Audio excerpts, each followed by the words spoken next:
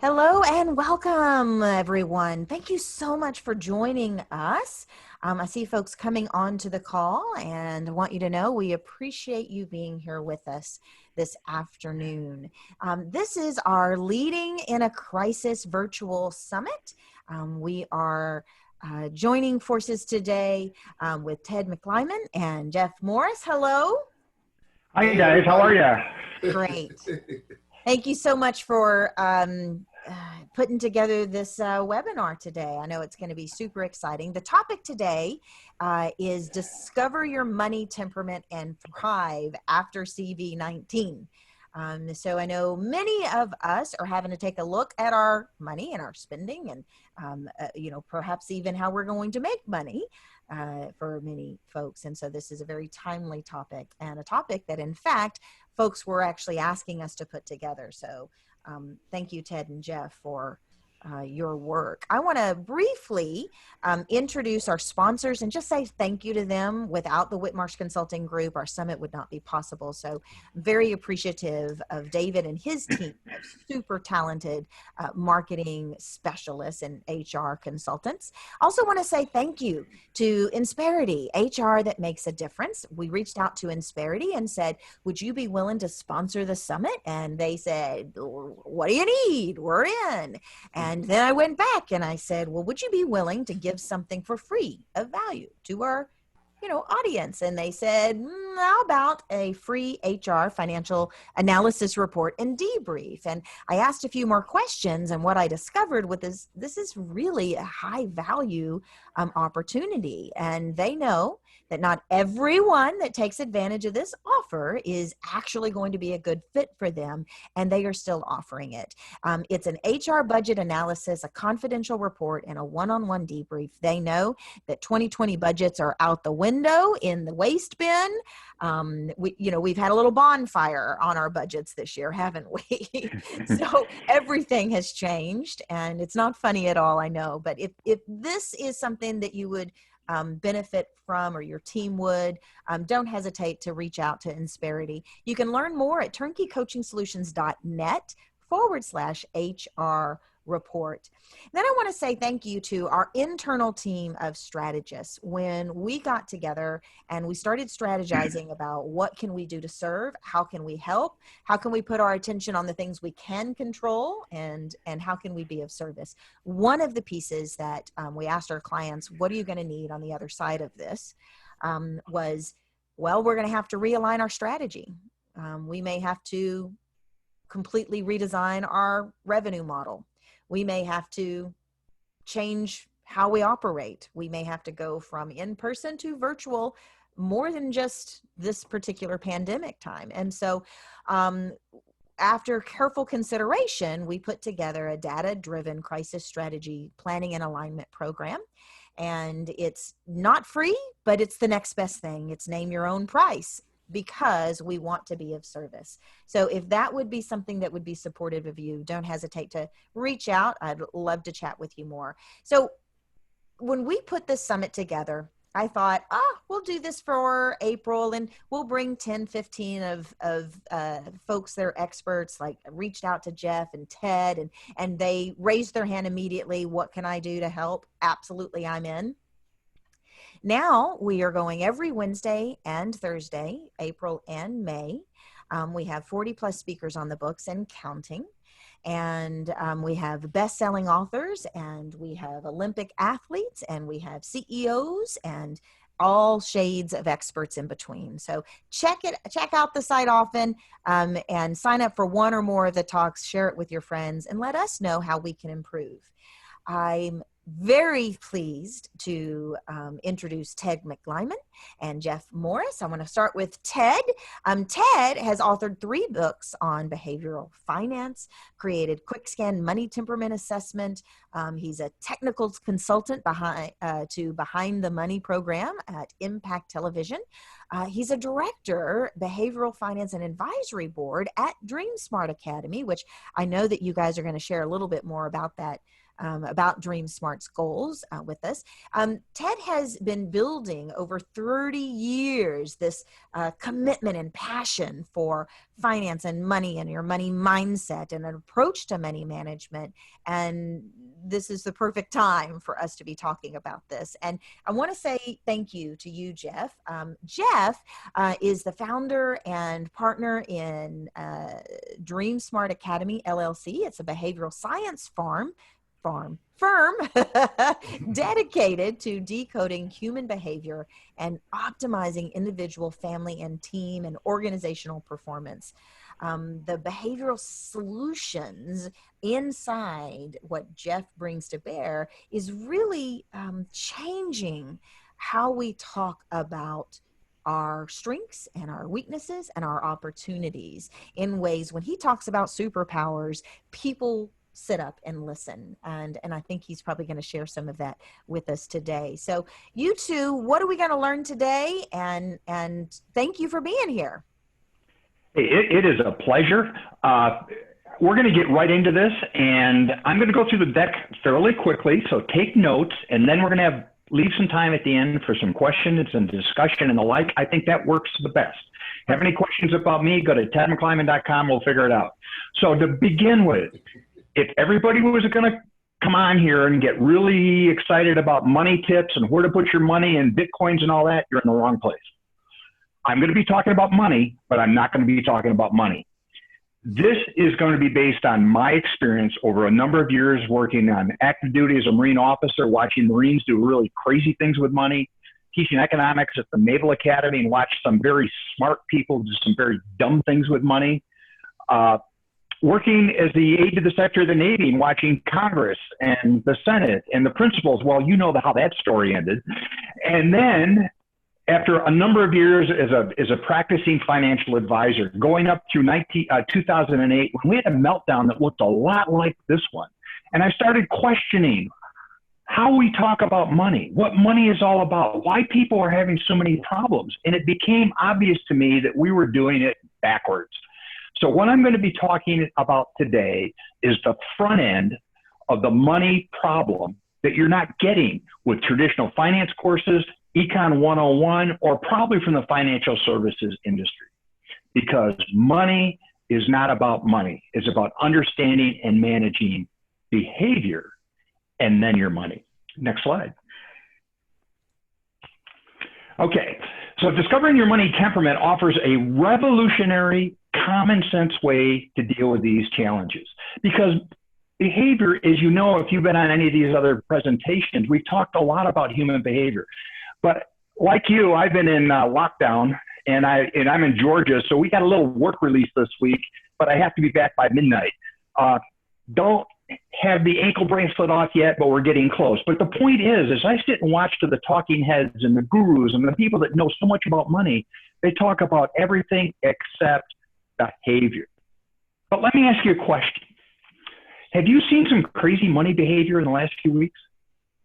Have you stood in line at Costco and be very upset with a person in front of you that has 4 carts full of toilet paper and for some crazy reason, water?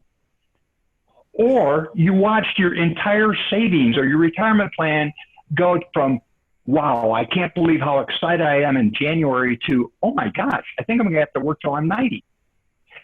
This is the piece we're not talking about. You see, when we talk about money in our culture, we fall back to the old traditional economics model that says everybody is rational with their money.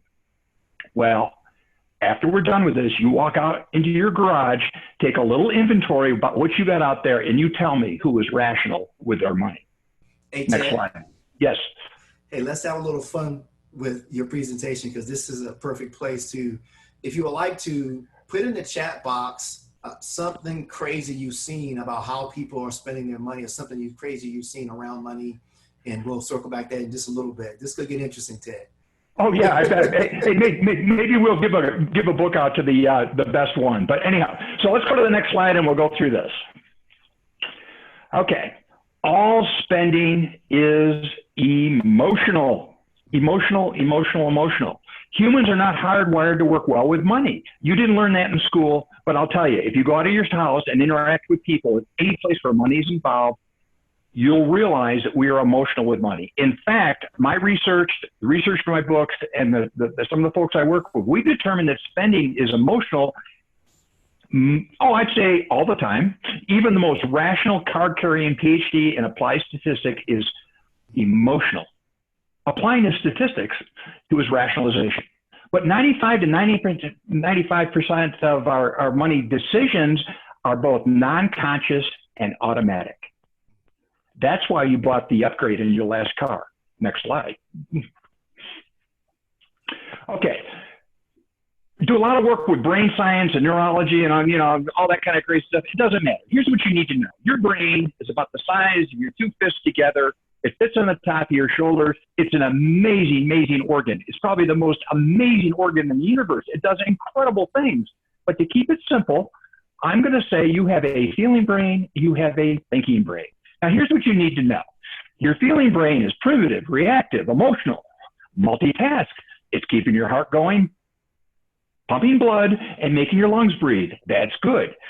It is the default. The default is your feeling brain. As I said, it's automatic and it's generalized. It takes in a lot of information. You're taking in billions of bits of information right now as you watch this seminar, and you don't even know it. It's quick.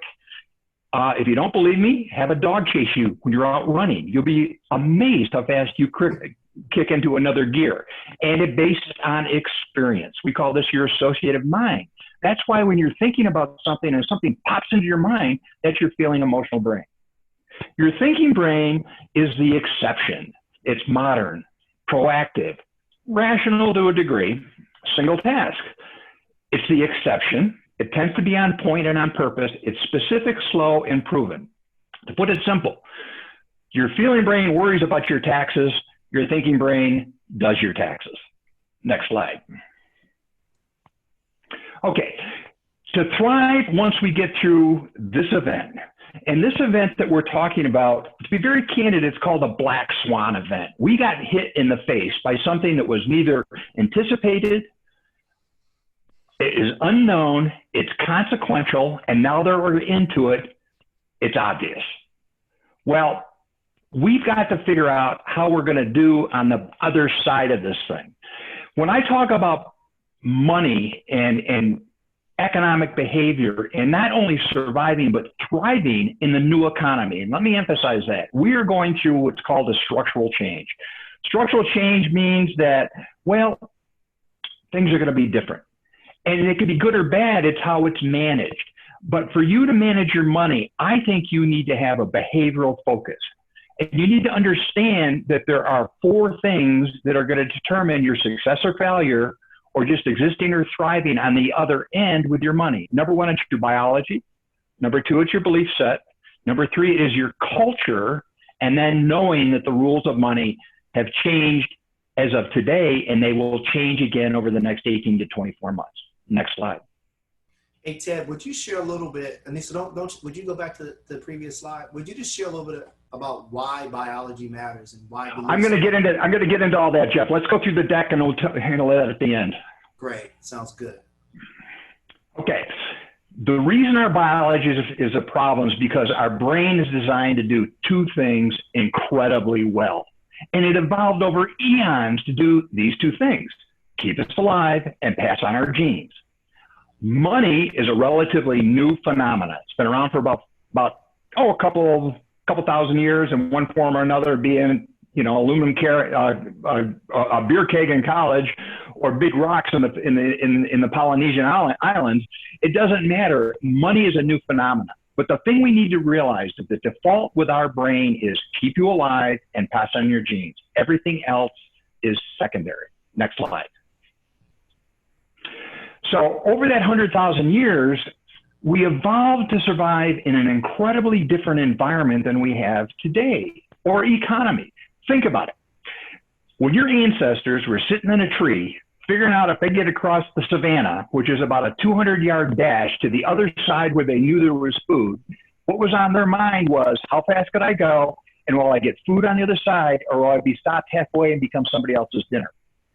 That's a completely different set of behaviors than, oh my gosh, there seems to be food on the other side. I have to determine how much money I have in my checking account. Can I afford to do this, whether you have cash or credit? It is different. So what we need to understand is the behavior that kept us alive in the forest is killing us at the mall. Next slide. Our money beliefs are well established by mid-adolescence. Now, what I mean by that, by the time you're 12, you're pretty much into a groove as how you think and feel about money. Your behavior, it's a function of where you grew up, your family, your siblings, but more importantly, your peer group. So think about this for a second, and this is incredibly scary. That starter jacket you needed in the 80s, your 10-foot high hair with an extra can of spray is fundamentally the way you still think today about money and the things you need and how you do things. Unless you've had a significant emotional event in the way, on the way to happen, but fundamentally, what you were in middle school is what you are today. Next slide. Our culture. Let's talk about culture for a second. Culture is probably one of the most important elements of your spending decision. I've worked with people, I've traveled all over the world. I've worked with people from different cultures with money. And the fundamental common denominator is, tough word, I don't do math. The fundamental point is how you grew up, the way you see yourself, the prism of your brain. The culture has a tremendous influence on how you make your spending choices. So as we come out of this, your culture will set priorities as to what you think is important, how you're going to spend your money, where you're going to put your priorities. Now, in the United States, we are a consumption culture. We tend to thrive on spending money. Not everybody does that. Now, when we're talking about cultures, there are microcultures, which is your family, your neighborhood, your school, and there are macrocultures, well, maybe your broader community, the state you live in. I know Texas has different spending behaviors than they do in Connecticut. Go figure. Then a national point of view and an international point of view. So it's very dangerous to try to superimpose my beliefs about money on somebody else who's coming from a different culture. Next slide. The rules have changed. Not only have the rules changed markedly over the last 10 or 15 years as we move from a manufacturing economy to more of a digital and information-based economy, in the last 120 days, things have changed. Jobs that used to exist may not come back. How we do things will be different. There are going to be three groups of people that are going to come out of the CV-19 shutdown. There's going to be one group of people that didn't know it even happened. Very little impact to their lifestyle, their income. They're just going to move along. They're on a fixed income, which is just guaranteed. They're financially independent. No big deal. Another group of people is going to benefit. They're going to come out ahead of this. They've been well engaged during this. They're going to get bonuses. They may get promoted. They may be entrepreneurs and they're inventing something new that's going to be carried into the new economy and they're going to thrive. But there's a significant group of people that have been hurt badly by this, and they're going to have to regroup. They may have lost income, may have lost savings. And the behavior they're going through right now, remember, the default is survive. That survival instinct obviously is important, but it can also put you in a position to do some very strange things with money. Just watch an infomercial on how to get rich for doing nothing. Next slide. Okay. You need a new mindset. And if you take nothing away from this presentation, then this slide I think is important. Today, in our economy, everybody is self-employed. When I say self-employed, you need the mindset that you are accountable and responsible for the decisions you take, the money you spend, the income you earn, the career you take.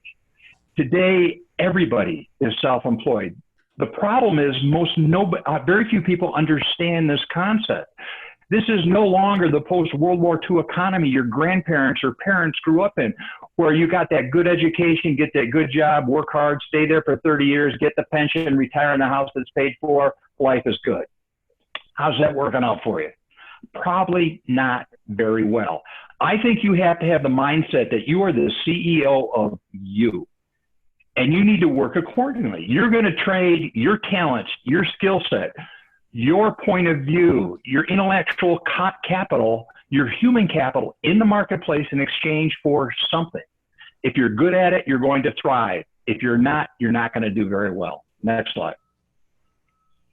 So and we get back to my point I wanted to make up front was I am very concerned with the standard mantra about how to become successful, how to manage money, what you need to do to get in front of the curve to pop out on the other side of this thing where you were once before. It comes down to 99% of the advice that I see on television, I hear about on social media, somebody's trying to sell me on something, is a one-size-fits-all, action-focused, data-driven, product-oriented solution, and it discounts behavior. The one-size-fits-all, cookie-cutter approach that people are touting. And if you don't believe me, just sit and watch some of the people they're bringing on TV. They're talking about what to do with your portfolio. They're talking about, things. They're talking about moving things around. They're not talking about the behavioral piece. And here's something that's critical. You may have something that you've been doing for money for years that is technically correct, but absolutely inappropriate for you based on your feeling, thinking brain, how you manage money, and your behavior. You need a one-size-fits-you plan. Next slide. So the new formula for money is different than what you've had in the past. I taught economics. I taught personal finance. I've done this for years. The old formula was some kind of goal, which is usually a thing, not peace of mind. It was time, money, rate of return, and they did not include the behavior piece. Time, you have limited control of time. You can just decide to participate or not participate. You have no control over rate of return. Rate of return is a function of the market or the commodity. You can't control that, and you have some control over money. What you have to understand is how you manage yourself, how you control your behavior is going to determine your success. It's more important to manage your behavior than it is your money, and that will give you what I believe is the ultimate goal of everyone, which is peace of mind in your chosen lifestyle. Next slide. Okay, this is a system that I've developed a few years ago. I used it with my clients. It works wonderfully, and it talks about five elements that I think you need to be aware of. Number one, what are your money values? I was a financial advisor for years, and we always talked about goals. Goals are usually things. Values are more intangible, but usually more important. So you need to have a hard discussion with yourself. What is important about life to you? What are the things you want to accomplish? What is going to give you peace of mind? And then what's it going to cost? These I call big V values. Your little V values are the stuff, new car, new house, whatever. But I'll tell you, think about it. You don't buy a house to have a new house because you like the house. You buy a house because you like the neighborhood. It gives you satisfaction. It may give you self-worth. It might put a place because it's got a great school district because you're going to give your kids something better. Values are different. And if you ever want to know what your values are, you may profess them and put them on paper that you want to support a mission in China. But if you look at your calendar and your checkbook, I'll tell you what your values are. Maybe golf, eating out, or clothes. I don't care what it is. I don't judge. I can help you get either, but you can't have both. Money temperament. Money temperament is how you naturally, organically feel and think about money. It's a function of your biology, your belief set, and your culture. The point is that you are biased when you spend money. Bias simply means that you've got information that may be inaccurate, it may be fuzzy, it may be flat wrong that you use to take decisions. You may be a spender, you may be a saver, you may be risk adverse, or you like risk. You may be what's called a sufficer or a good enough type person. The point is you have a natural set of how you work with money. As Jeff is going to show you in a few minutes, we call this your money superpower. But this is the piece that nobody's talking about in traditional financial planning. Next piece is money knowledge. Now, money knowledge obviously is your technical knowledge about money, but I think it's broader than that. Money knowledge to me is also how you process information. You have to understand that the money industry lives on numbers, lives on data. It can take a correlation and look backwards and say that's what happened today and predict it forward. It's all about money. And money, to most people in the financial industry, is about numbers. The problem is the people that naturally move into the financial industry are wired a little differently than most of the people who aren't. Most people are not numbers oriented. So when you process information, you need to ask yourself, are you a visual learner? Are you an auditory learner? Are you a tactile learner? Do you like to take it apart? Then you need to very carefully ensure that whoever you're working with or whoever you're talking to, that they present the information to you in a way that you understand it and process it. Now, this is critical for all my smart friends out there that have advanced degrees and think they're doing really well in one area. Just because you're a surgeon or a lawyer, it doesn't mean you know what you're talking about with some of these incredibly sophisticated financial products that are out there. It's okay to say, time out, I don't understand, explain it to me in a way that I can understand it. It's also okay to count to 10, leave, think about it, and come back. Money strategy. Okay, once you understand your values, temperament, how you process information, you need a big picture of how you're going to make it happen. And your big picture is your money strategy. And then the last piece is your action plan. Your action plan is bringing the tools to bear to move you towards your money values in a way that is aligned with your temperament and your knowledge. Next slide. So the point that I am trying to make here, if you're going to thrive after COVID-19 into the new economy, after we've gotten rid of this black swan that hits you in the side of the head, you need to focus on the TVK. What are your values? What is the hierarchy of values that gets you up every day, that codifies what you think and moves you forward? How do you think and feel about money? What is your natural money temperament? And I don't care what it is. That's the point. The point is that traditional finance wants to make everybody a little financial planner. Most of the programs that are out there are very number intensive and process oriented. I'm not going to say they're bad, but they may not be suited to you. Let me give you an example. Diet and exercise. There are hundreds of different ways to lose weight, and there are hundreds of different ways to exercise. They all work, assuming it's designed for you. So why don't we do this with money? I don't understand. See, classical economics assumes everybody is rational. Everybody has complete information. Everybody can do it themselves. How's that working out? I believe in the behavioral side, that we're not very rational with money, that markets are not necessarily efficient. It's impossible to have all the information. So if you need to succeed and thrive, I suggest you take on a behavioral approach as opposed to a traditional approach. Next slide. Okay, manage your behavior, then your money. Humans are just not good with money. It's not a priority. Money choices are always emotional. Your feeling brain is in charge, and it's also very lazy and usually on drugs. And the drug of choice is dopamine, the feel-good drug that makes you buy stuff you don't need, that ends up in the garage sale that you're going to put out in the front lawn once you get out of work release. The final point is you will always act human with your money.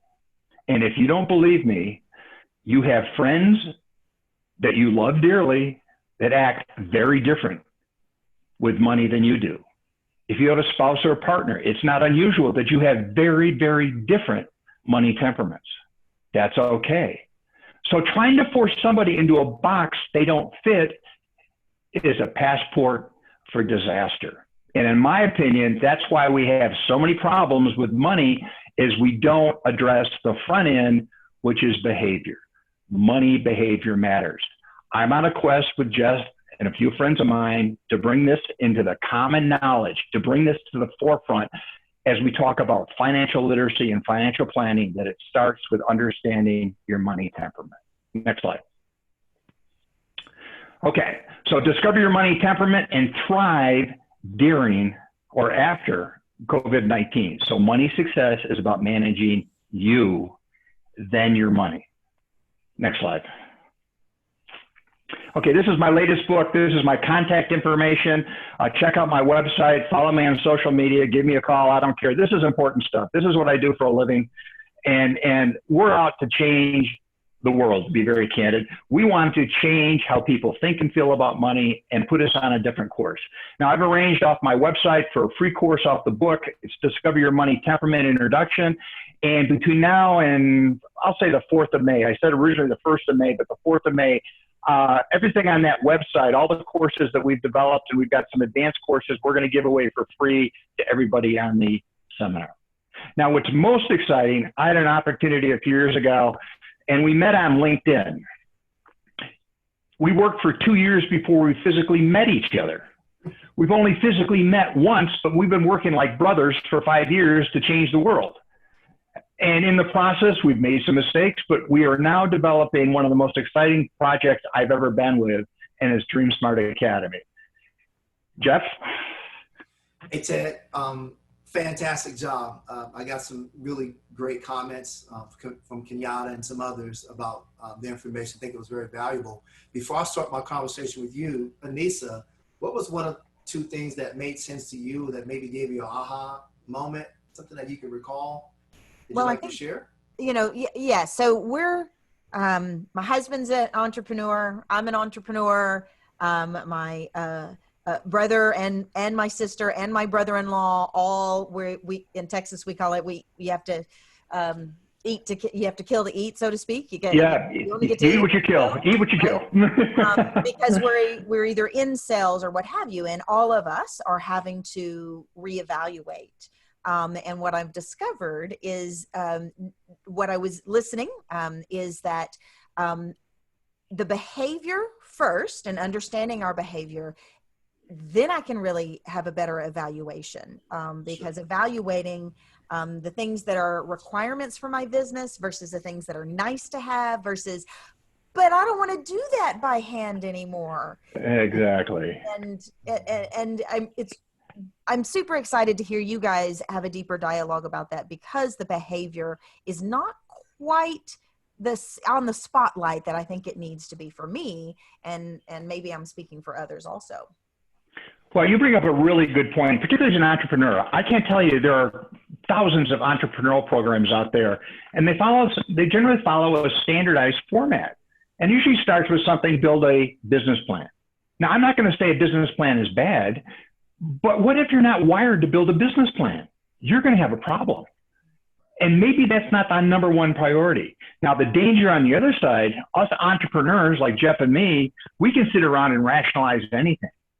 It's good to get around somebody else that we scare, to have them go, wait a minute, have you considered? One of the things that's really important in decision making, particularly about money, is we have this called this confirmation bias, that we have the ability to circle ourselves with people just like us, and then we go online and validate everything we've done, and you can usually find 30 to 50 people that agree with you. That's not a good decision.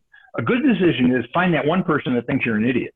Find that one person that you scare and have them try to talk you out to do something. Now, when I talk about money, I'm talking about consequential decisions.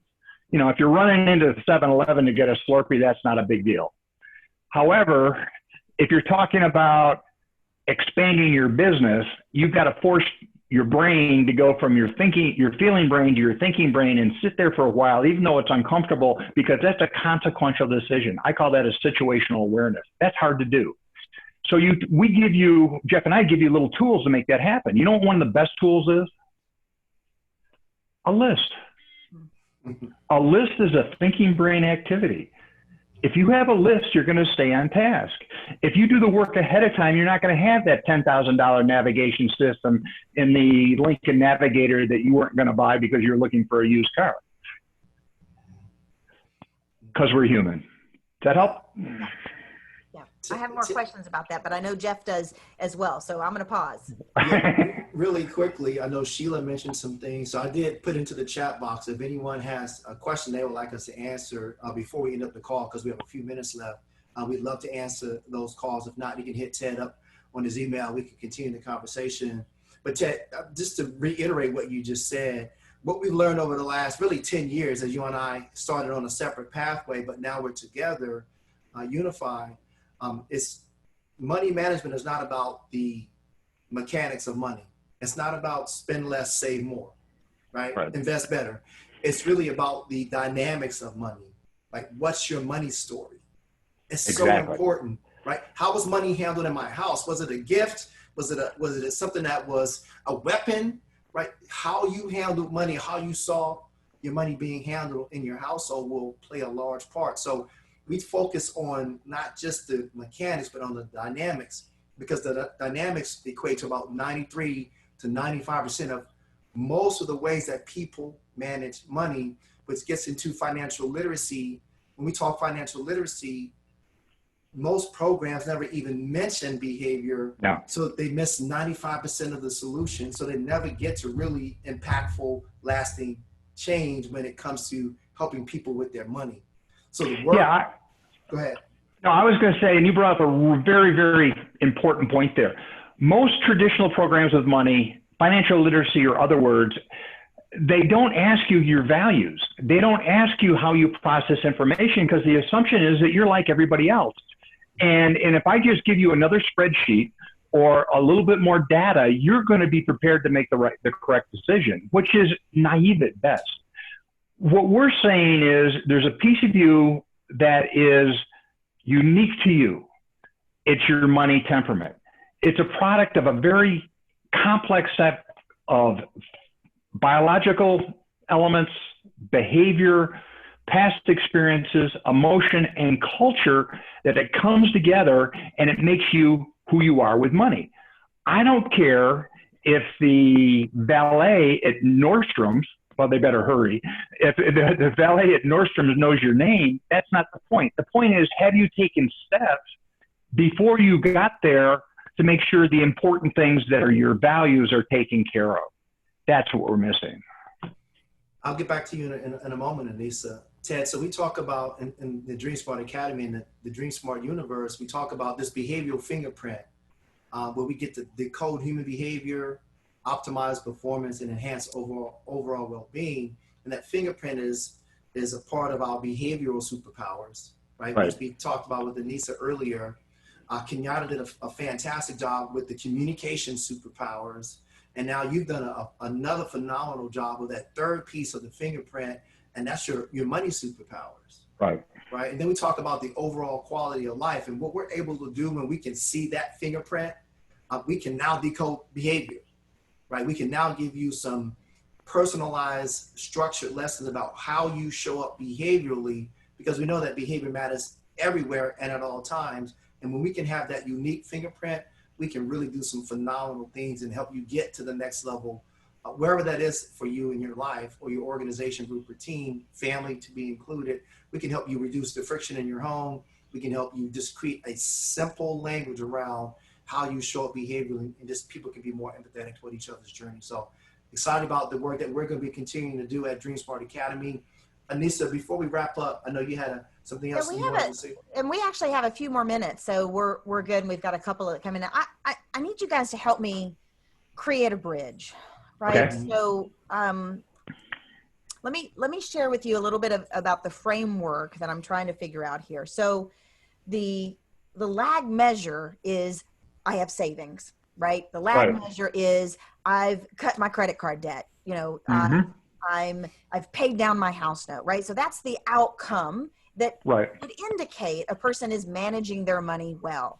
I've saved money for my kids' college. What I'm missing in y'all's conversation is, what's the lead measure you're talking about here? I feel like I don't quite, I feel like I get the theory this is about behaviors and the way our minds work, but I'm not sure I'm bringing it into reality yet. Okay, we really don't have time here to get into that piece. That's the action step. Okay. The action step is, what's it mean to do a budget? You need to have a budget, but there are lots of different kinds of budgets. My problem with the traditional way of doing business, somebody hands you a budget that's 27 pages and 4-point type, and they say, I want you to manage every cent you spend for the next 10 days. Write it down. Well, for most people, by Wednesday, it's gone. Because they didn't manage that important behavior or activity up with the natural behavior. Are you able to do it? So you're going to have indicators. Your lifestyle today is a lagging indicator of decisions you took years in the past. That's okay. What I have to ask you is, where you are today and the lifestyle you are living, is it a reflection of the values you profess? That is your money values. If not, I've had people go, I've sat with a lot of clients, and it's not unusual to have somebody in tears and they go, yeah, I didn't realize that you wanted to give $10,000 to Texas A&M and have a brass plaque over the urinal down in the football stadium. And that's your number one unifying. What? Yeah, it really is. All I'm saying is that's cool, but you've got to keep that under control. Also, it's amazing to me when we get the money that there's a lack of congruency between what you're doing and behaving with what you profess. And I don't care, but you need to get that in alignment. So if you do say that I want to be the best entrepreneur out there, and I want to have this activity that gives me not only a comfortable lifestyle and peace of mind, but it leaves a legacy for my kids, and I've done something I'm very proud of, that to me is a value. Now you measure along the path, what are you doing to accommodate that in your action plan? And now you're starting to get more granular, which is the traditional financial planning, business planning model. I am the front end of that model.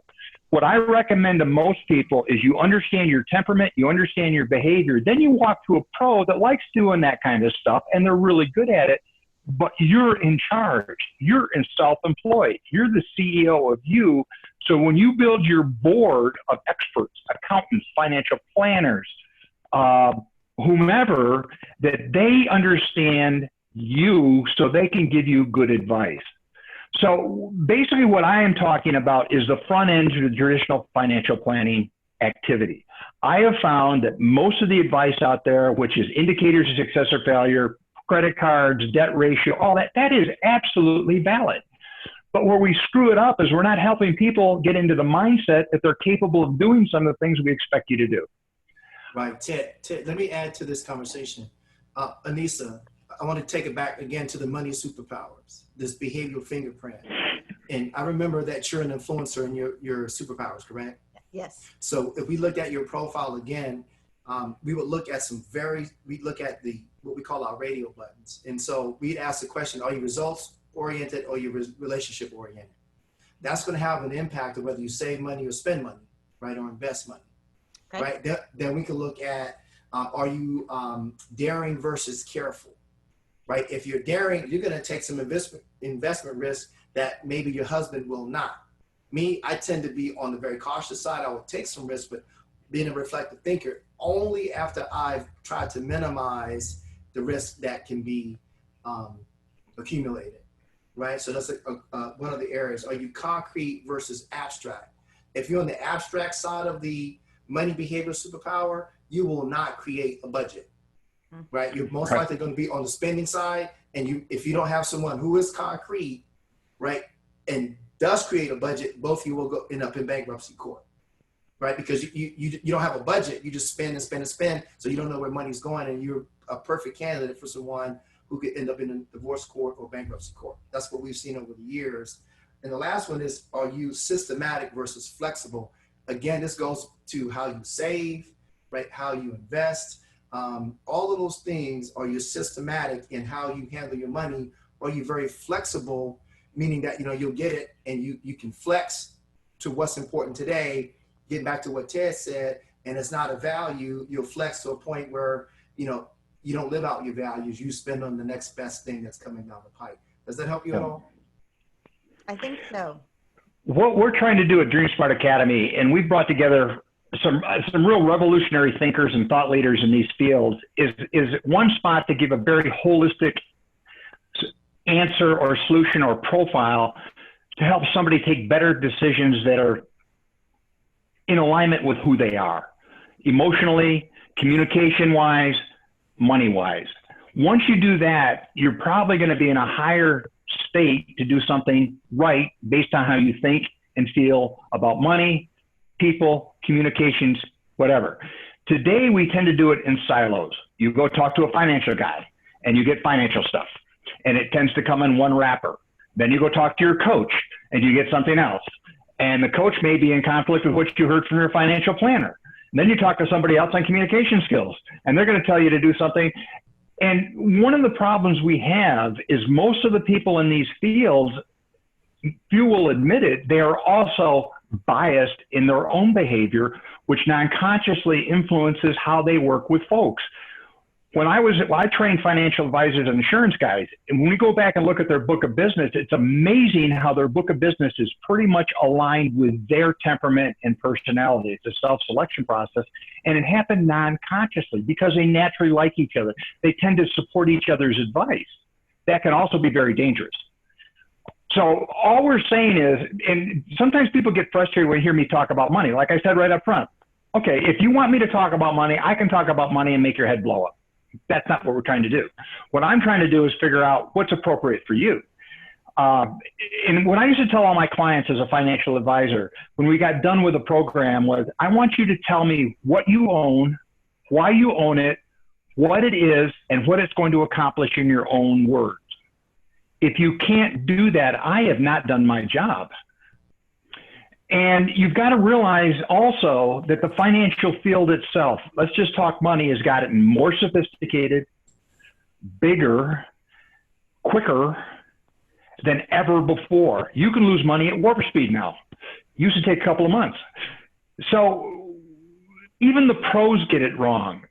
So I'm a big believer in finding a coach that can help you with your money choices, be it a financial planner, wealth coach, or something else, somebody that understands you and help you get out of your way so you can focus on the things that you're good at, which are your priority. And I guarantee it's not managing money, because if it were, and that's where your expertise lies, you become a financial advisor.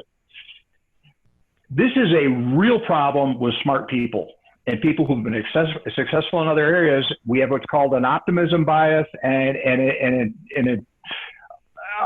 number of other biases going on there, but we tend to assume that we're really smart. And if I'm smart at this, I'm also going to be smart at that.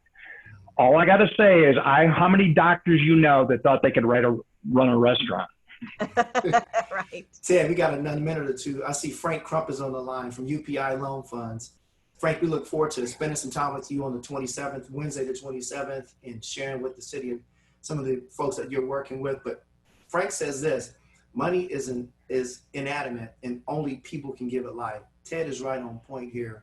Care to expand on that? Well, money's a medium of exchange. It's the oil that makes things happen. It's neither good or bad. It's how it's managed and what it's used for. It's in our society, it's legal tender because it's given value by the U.S. government, and that's what money is.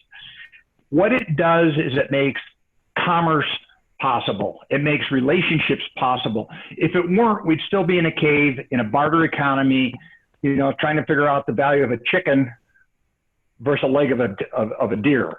And I don't know how you make change, and I don't know what the common part is. So money makes that whole process easier. The other problem we have is the level of financial literacy in our society is abysmal. Absolutely abysmal. It's not a priority in our schools. It's not a priority at work. We just assume in our culture that you're of age, which in most places is 18 years old, and that means you can qualify for a checking account, a savings account, and a credit card. Good luck. And we're not going to really help you until you really screw it up, or you make a lot of money, and then we're going to help you screw it up in some other area. So it's amazing. We should not be asking the question, are you good with money? We should be asking the question, I'm surprised that you're good with money. You see the difference? And 80% of the folks do not understand money managed well. We just don't do it. It's not a priority in our businesses. Because of compliance, most HR departments are hands off of giving money advice. It's actually illegal. There's a compliance problem. Most people at home, unless you came from a wealth family, you've never been around it. So we kind of, in our society, it's trial and error. It's a very Darwinian process, which for most people does not end up well. What Jeff and I are saying, let's start at the beginning. Let's benchmark who you are in 3 areas: your relationships, your communication skills, and your money skills. What we call your superpowers. What are they? Once you understand that, then you can go out in the business of you and figure out how to build a strategy that is going to get you where you want to go, which are your money values, in the most efficient and effective manner. as opposed to, yeah, I started 3 businesses before that one worked. I went bankrupt 4 times, but I'm having a great time now. Maybe we can avoid some of that. Okay, so what I'm taking away is that, you know, if you've got it down and you figured out all the magic formulas for all of your financial well-being, meaning your relationship with it, your wealth, your health, your et cetera, then maybe that person has figured out their money temperament and they're aligned with it. Right. And there are millions of people that have done it intuitively. That's my next question. Give me some Yes. foot tosses. Give me a DIY, go home and do this in order to begin the process of self-awareness around this. Yeah, read my book. and I'm being facetious, but I'm not. The book is written as a manual. If you want to save money, make better money decisions, you read the book, highlight it, take notes, and every time you go to an important spending decision, you throw that thing in your purse or in the seat next to you in the car, and I guarantee you're going to make better money decisions because it's top of mind. And I'm not kidding. That's why I wrote the book. All right, you know I'm still going to ask you to give me some DIY. So I'm going to take some notes. I need a couple right now. I'll give you some. Okay. First question, right? What's my relationship with money? Right? Answer that question. Right? That's an important question because we do all have a relationship with money, good or bad. It's one of the things that we always talk about. People go, really, I have a relationship with money? We go, absolutely. Right? You are the result of your relationship with money. The second question I would ask is, who am I, financially? Right? It's another question that we have to answer is, who am I? With this goes back to the superpower again. There's some very questions that, who am I financially?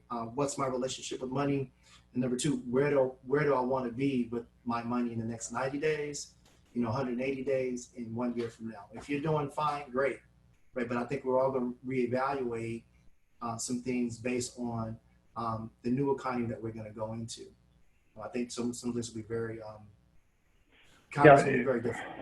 Yeah, the money behavior system is my solution to that question. Part 2 of the book is nothing more than how to go through that to figure out your money values, money temperament, money knowledge, money strategy, and money action. And as a business owner of you, my recommendation is you figure out what you're good at and continue doing it, but you delegate and outsource that other stuff and build a team of people that are going to hold you accountable to your values. And I have found that the reason this is such a hard concept for a lot of people when I go out and talk about it, because nobody's talking about this. It's new. Everybody says we're talking about money. We haven't talked about money. We didn't give you one recommendation. I don't know what your debt ratio is. I don't know, what the PEs of what you own are or anything like that. That's irrelevant. What is relevant is what's important about money to you. And that's a very difficult question for a lot of people to answer because they've never looked at it that way. And at the end of the day, if this doesn't happen, this is going to cause me significant emotional angst. That's usually different than a new truck. Well, not in Texas. Well said. So it's about understanding your behaviors, but from what motivates you, the values that drive you to those behaviors. And there's a process for that, and some of which is self-reflection. As you said, Jeff, what is my relationship with money? Sheila wrote a comment earlier, and I don't remember the exact words, but it was one's a spender and one's a saver. And those are perspectives and behaviors around money. So in addition to reviewing your system, and I know that you guys have a money temperament superpowers assessment, what is just a couple of things that we can leave folks with in this time of change, in this time of complete upheaval and fear? What are just a couple of things that someone might do to really take a deep look at those values and how they can, I'm assuming we can adjust, right? If my value with money is spend too much, I need to be able to be flexible enough to get to the other value of the value of saving, for example. So Oh yeah, I mean, even if you get great emotional satisfaction out of spending, that's okay. But that means you're going to put in place automatic payment. You're going to put in that everything that you don't like doing is done first automatically. Automatic investing, automatic to your 401k, automatic to your savings, automatic to your credit cards, and everything left over is yours. But most people do it just the other way around. So this is where the coach comes in to help design a plan that works for you. And this is what's missing in most of the plans. They just give you a tactical approach and hope you figure it out. And then they beat you up if you're not part of the team because you're not able to do X, Y, Z because this is the way we do it with my system. I'm not going to say you got to, I go back to diet and exercise. Okay. I'm an endurance athlete, triathlete. I can stay in shape and lose weight doing that, but I won't recommend my regimentation to anybody else because it may not be appropriate. There are other ways to stay in shape and there are other ways to lose weight. They are just as valid. You have a different value set how to get there, but the outcome is the same. So if I had to advise anybody that's on here how to get ready for we come out of this, and I think it's going to be in the next 90 to 120 days that reality hits. Number one, the new reality will probably be different. Number two, you had better take a self-assessment of who you are and what you have and benchmark it. That means financially, emotionally, communication-wise, you're there. So once you do that, then you can focus on the techniques and the little tools to fine tune it. But if you don't know where you're going and why you're going there, it doesn't matter. You can meander all over the place. It doesn't matter. So we have a couple of comments from some panelists. One that says they grew up, resource poor. Yep. And so they're very careful and they're very calculated with their money. Again, this goes back to the superpower NISA, right? Because we're all a product of our education, our environment, yep, our expectations, and our life experiences. Typically, that's how a person that has lack of resource, that's how they're going to handle their money. They're going to handle it in such a way that they're going to be very calculated with that. So that's very appropriate. Getting back to your point. And then there's another one that says, I'm the one that needs everything on automatic, right? Because this superpower is an influencer and they're very flexible. They're not very concrete in their natural wiring, so they need that type of system in place for them. And again, it goes back, Anissa, to understanding that behavioral superpower, that money superpower, daring versus careful, right? Am I going to invest, right? Or am I not going to invest? Am I flexible versus, concrete? Am I, systematic versus, am I systematic versus flexible? Am I concrete versus abstract? Those are all very important questions to helping you understand, what systems you need in place to better manage money. Anyone to better manage money. Yeah, let me build on one thing real quick. You've got to be very careful with giving yourself a label. We've all done Myers-Briggs, and after you get your Myers-Briggs at the conference, we walk around for the rest of the seminar with our initials on our name tag. And if you happen to be the 1% that's going to be the CEO of the world, you're very patronizing and everybody else is scum. Okay, I get that. That's human nature. What I'm saying with money temperament and how you're naturally wired with money, most people fall in the middle, maybe a little bit of a spender, and you can force yourself back. It's just natural behavior. It's the outliers that becomes an issue. If you are a dysfunctional spender and it's a dysfunctional behavior, you need help. And it's beyond what we're talking about here. I know spenders that are out of control and they've lost everything in their family, but I also know savers. It's called that show Hoarders.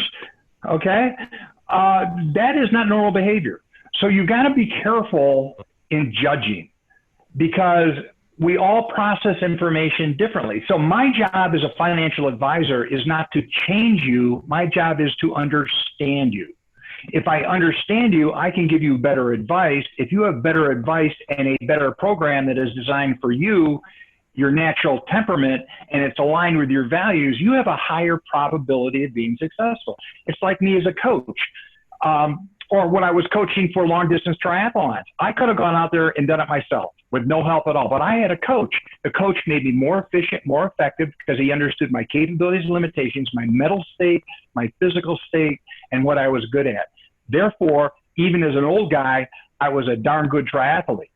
So when you put that, but I could not have done it without a coach, but the coach gave me a plan that worked for me, not for the guy on the bike next to me that had a coach that I couldn't stand. I go back to the basics again. The way we talk about money in our society, we just kind of assume none of that stuff's important. You're just going to figure it out because everybody figures out money sometime. Well, they don't. What we're saying, and we're the vanguard of this revolution, you need to start thinking about money behavior. You need to identify your money superpowers. Unless you are clinically crazy, okay, you're in that one standard deviation from either side, you can figure it out. You probably have figured it out. But if you have a coach that understands your behavior, you're probably going to be better at it and happier at it, waste less money, and everybody around you is going to be happy.